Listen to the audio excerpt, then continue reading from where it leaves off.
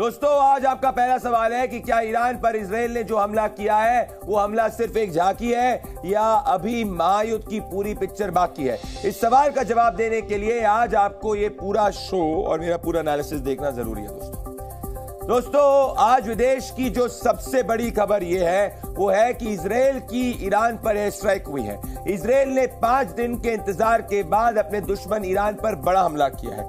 दोस्तों, इजराइल ने ड्रोन और मिसाइलों से उड़ान भरी और ईरान के अलग अलग शहरों पर एयर स्ट्राइक की, लेकिन इस हमले के बाद ईरान इजराइल का रुख बिल्कुल अलग था। दोस्तों, इजराइल ने ईरान से बदला लिया। इसकी जानकारी अमेरिकी मीडिया ने पूरे दुनिया को दी। अमेरिकी मीडिया ने इजरायली अधिकारियों के हवाले से बताया कि इजराइल ने आधी रात में ईरान के 8 शहरों पर एयर स्ट्राइक की। ईरान की मिलिट्री बेस के पास कई विस्फोट हुए। दोस्तों, वहीं इजराइल ने इस एयर स्ट्राइक पर खामोशी रखी है।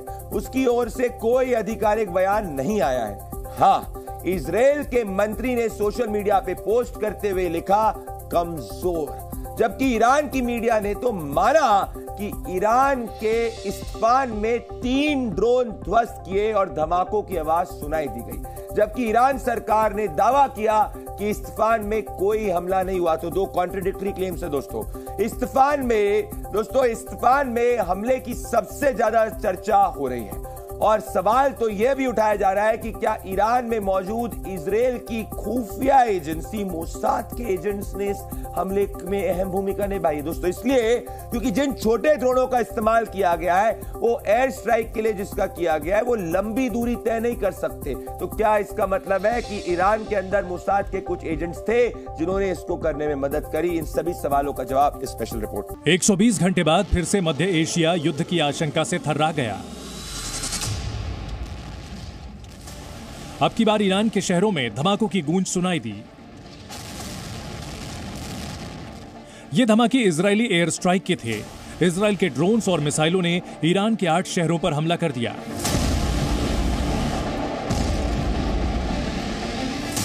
यह हमला इजरायल का ईरान से बदला था। बीते शनिवार को ईरान ने इजरायल पर 300 ड्रोन और मिसाइलें दागी थी। इजरायल ने उसका जवाब ईरान के 8 शहरों में एयर स्ट्राइक से दिया।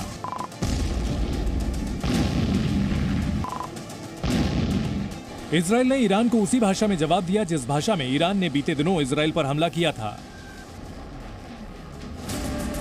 आज इजरायल के सबसे बड़े धार्मिक नेता अयातुल्लाह अली खामेनेई का बर्थडे है और ईरान के 8 शहरों में धमाका नेतन्याहू का खामेनेई को धमाकेदार गिफ्ट था।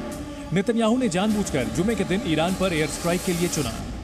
इजरायल ने ईरान पर हमला कर उसे इनडायरेक्टली परमाणु हमले की धमकी दे दी है, क्योंकि इजरायल ने ईरान के परमाणु ठिकाने वाले शहर इस्फहान को निशाना बनाया है। इजरायल से इस्फहान की दूरी करीब 1500 किलोमीटर है और ईरान के इस शहर पर हमले के लिए इजरायल ने लंबी दूरी की मिसाइलों का ही इस्तेमाल किया। ईरानी मीडिया ने दावा किया कि इस्फहान में धमाके हुए। कुछ ने तो दावा किया कि मिसाइलें परमाणु प्लांट के बेहद करीब गिरी, लेकिन कोई भी मिसाइल परमाणु प्लांट पर नहीं गिरी।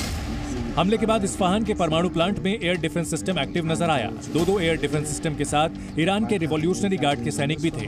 ये तस्वीरें बताती हैं कि परमाणु प्लांट के आसपास कुछ तो गड़बड़ हुआ था। ईरान ने न सिर्फ इजरायल की एयर स्ट्राइक को खारिज किया, बल्कि इस्फहान में अपने परमाणु प्लांट के भी सुरक्षित होने का दावा किया।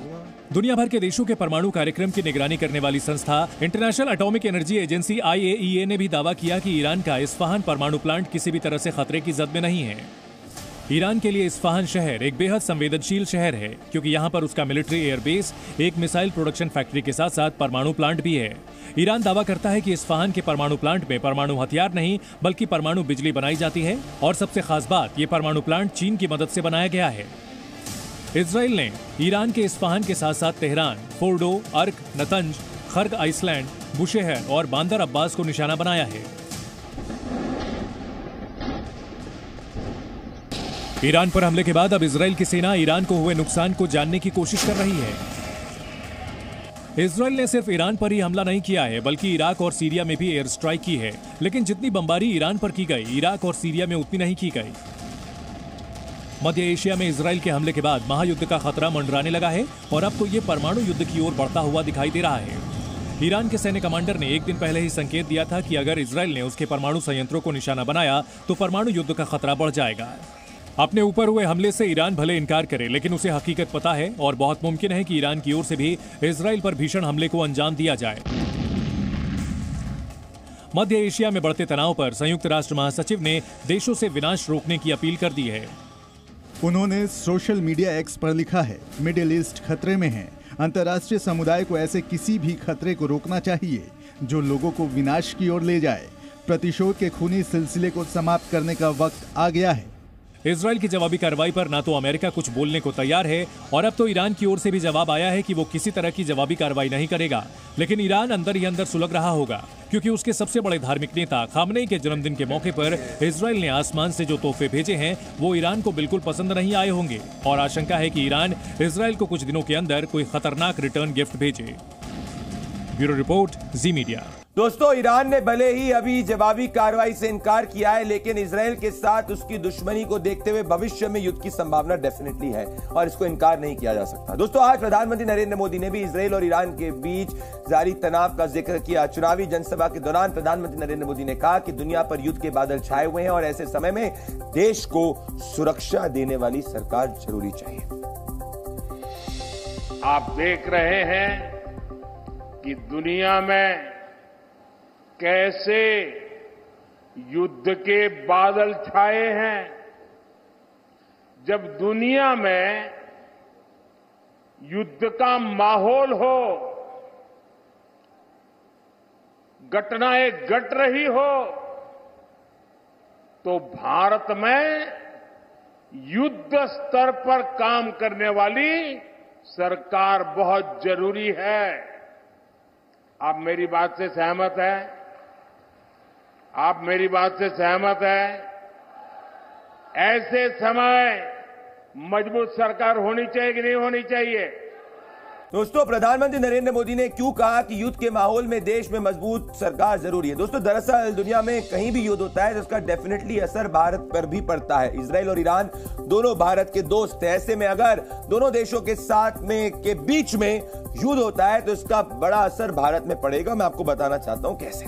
दोस्तों, पहला यह है कि अगर इनके बीच में युद्ध होता है तो कच्चा तेल जो है, दोस्तों कच्चा तेल जो है वो इस वक्त उसकी कच्चे तेल की जो कीमत है वो 7,088 रुपए प्रति बैरल है, जो फरवरी महीने में 6,513 रुपीज प्रति बैरल थी। मतलब इसके दाम बढ़ सकते हैं और आगे बढ़ सकते हैं। दोस्तों, हम अपना 80% कच्चे तेल का आयात करते हैं और खाड़ी देशों में तेल की कीमतें लगातार बढ़ रही हैं। मतलब हमारी इंपोर्ट का कॉस्ट बढ़ जाएगा। दोस्तों, अगर ये तनाव युद्ध में बदलता है तो कच्चा तेल और महंगा होगा। इसकी वजह से देश में जो पेट्रोलियम प्रोडक्ट्स हैं उनकी भी कीमत आगे और बढ़ सकती है। दोस्तों, उनकी कीमत बढ़ सकती है। दोस्तों, ईरान और इजराइल के साथ हमारा पिछले साल 1,10,000 करोड़ का कारोबार हुआ था। युद्ध का निर्यात पर बुरा असर पड़ सकता है, जिससे भारतीय उद्योगों को एक ऑल्टरनेटिव प्लान तैयार करना होगा। दोस्तों, अंतर्राष्ट्रीय तनाव का असर शेयर बाजार पर भी पड़ सकता है। आज भले ही शेयर बाजार बढ़ गया हो, लेकिन वो अभी अपने पीक से 1500 पॉइंट्स नीचे है। और दोस्तों, हाँ, खाड़ी देशों में लगभग 87 लाख भारतीय रहते हैं। अगर ईरान और इजराइल में एक पूरा युद्ध शुरू होता है तो हमें हमारे भारतीय भाई और बहनों को वापस लाना होगा। यानी ईरान इजराइल की जंग से भारत सहित दुनिया की मुश्किलें बढ़ सकती। इसीलिए सभी टेंशन को डी एस्केलेट करने की कोशिश कर रहे हैं। जी न्यूज़।